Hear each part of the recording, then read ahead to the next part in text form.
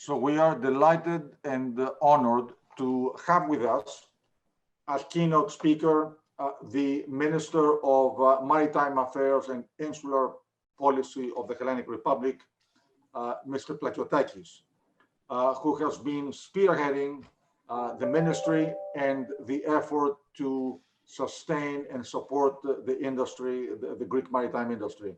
Mr. Minister, thank you for being with us. The floor is yours. Thank you very much, Nicholas, for your invitation. Your Excellency, distinguished representatives of international organizations and the maritime community, ladies and gentlemen, it is my privilege to be the main speaker at the 7th Analyst Investor Capital Link Shipping Forum. And I would like to thank the organizers and Mr. Bornozis for invited me to contribute with the Greek government's perspective in the matter of Greek shipping being at the forefront of global trade. It is inarguable fact that COVID pandemic, despite its disruptive effect on the society and economy of the world community, also highlighted the critical role of shipping in maintaining the intercontinental flows of raw materials, manufactured goods, and above all, health and hygiene materials alive. The past months have shown us very clearly how important, but also how sensitive the freight transport and logistics sector are for ensuring resilient supply chains and how important it is to create reliable and robust coordination mechanism to keep vessels running safe and smoothly around the world. I have been impressed with the unprecedented level of cooperation and collaboration of all maritime stakeholders to facilitate shipping and seafarers in this difficult period. But still, there is no room for complacency.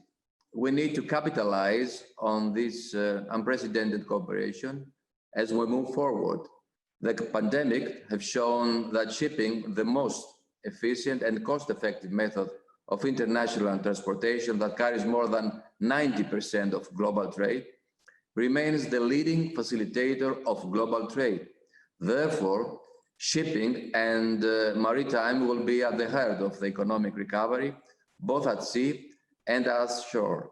In this respect, shipping and seafarers need to be fully supported so they can fulfill their responsibilities. Flag and port stated need to show the required flexibility in cases where ship owners plans to conduct timely ship inspection and certification have been overturned by COVID restrictions. And above all, seafarers' mobility need to be ensured all around the world on the basis of their recognition as essential workers and mandated by MO, ILO, and the European Union. Ladies and gentlemen, shipping is a truly international industry, and it can only operate effectively if the regulations and standards are themselves agreed, adopted, and implemented on an international basis. It requires a level playing field in terms of safety, security, and environmental performance. Greece, as a major maritime nation, is committed to the sustainable development of shipping and the pursuit within the framework of the IMO of the highest standards of environmental protection. The shipping industry, with the support, of course, of the IMO's regulatory framework, is indeed in the forefront, driving the transition towards a sustainable future. In the fiercely competitive international environment that shipping operates, I believe that we should all consider all aspects that affects the maritime sector recovery and to address challenges which have been highlighted by the pandemic.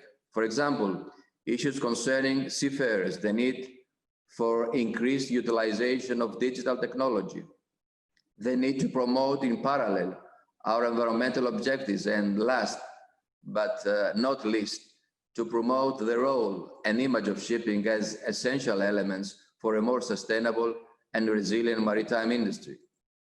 The industry has very rightly been vocal in stressing that potential inclusion of international shipping in a possible EU emission trading system would negatively impact on international trade, as it's likely to trigger retaliation from the European Union's trade partners who may establish similar revenue-generating mechanisms, and more importantly, that it would undermine the ongoing procedure within the IMO for a potential global market-based solution that may prove necessary in the medium run for the attainment of the IMO strategy objectives.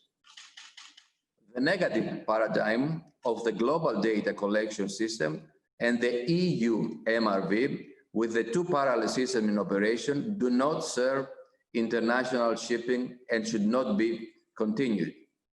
Listening to the sector's official representatives, their practical experience, expertise, and proposals will help the regulatory bodies to move fast and adopt ambitious, but at the same time, realistic, workable, and effective rules and measures. In this context, Greece has welcomed the joint proposal of the International Shipping Association submitted to the IMO to establish a $5 billion maritime R&D fund financed by the shipping industry via a surcharge on bunker fuels for R&D focused on the deployment of new zero carbon technologies and propulsion systems. The pathway to global recovery cannot but have shipping at its core. The industry needs to express clearly and vocally its position on those important issues. For policymakers, the choice should not be to put the burden on one shipping sector or the other, one region or the other. Behind all these, there are people and essential markets that need to continue to work properly.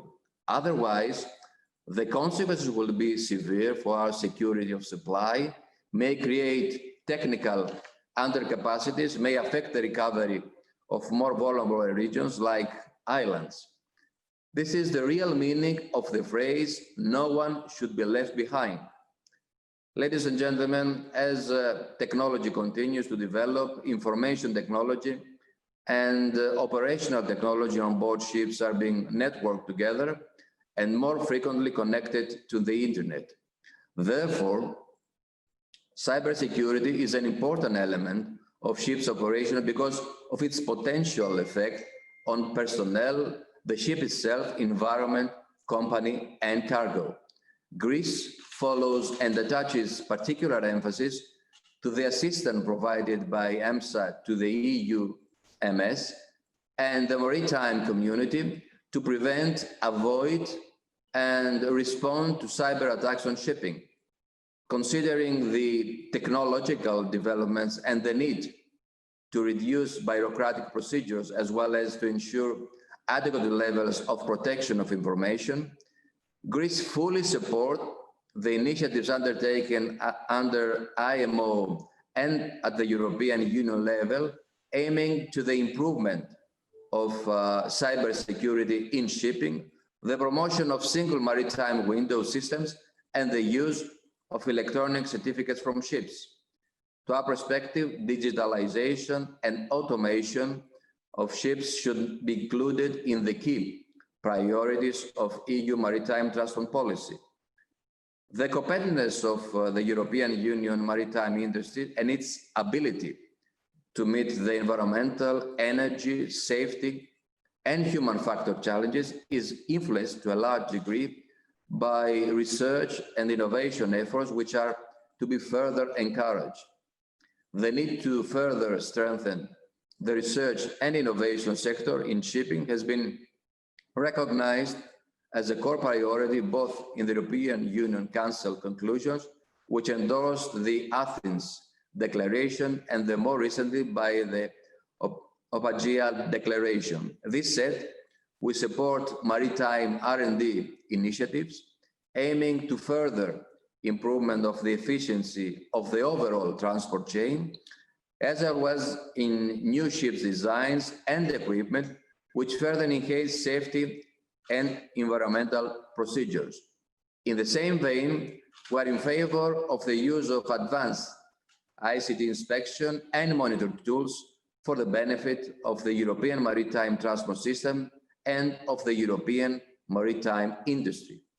In the same vein, these challenges may be considered as introducing a new dynamic for the shipping industry if they focus on developing new technologies and innovative transport systems. Investing in quality shipping and in new types of ships is the best possible choice, even in times of severe economic crisis in the shipping market. The technological development has also the potential to create new opportunities with automated system on ships, which can reduce the operational cost of shipping. However, this should not lead to the social dumping or the reduction of employment posts in the shipping industry. Maritime education and training needs to be upgraded in order to cover the transition to automation and more sophisticated safety and environmental rules. All regulators, this is important to note, IMO, the EU, and member states will urgently need to move towards to this direction, as we have decided to do ourselves. Ladies and gentlemen, based on the belief that the marine and maritime activities are inexhaustible source of growth and prosperity for Greece, we pursue the exploration of ways to strike the right balance between blue economy, employment, and a healthy marine environment by addressing both the opportunities and challenges related to the various sectors of ocean activity. I want to assure you that the government, and in particular the Ministry of Maritime Affairs and Insular Policy, and the Hellenic Coast Guard will ensure also the security and stability in the Eastern Mediterranean, which we believe that it is a basic parameter for undertaking growth-oriented policies and investments. Greece remains committed to the ocean governance framework established by the United Nations Conventions on the Law of the Sea, which itself recognizes IMO as the sole authoritative regulator of international shipping. UNCLOS and IMO guarantee a bright and sustainable future for shipping and all economic activities at sea. With these thoughts, I would like to thank once again the organizers for their kind invitation. I wish every success to the works of the 7th Analyst Investor Capital Link Shipping Forum, the results of which will provide us useful insights for our common maritime future. Thank you very much for your attention. Mr. Minister, thank you very much for being with us and for delivering this very insightful and powerful set of remarks.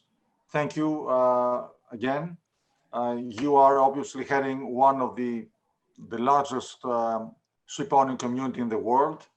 That's quite a heavy task. So thank you for your leadership and for your good work. Thank you very much, Mr. Bonos, for your invitation. Of course. Thank you.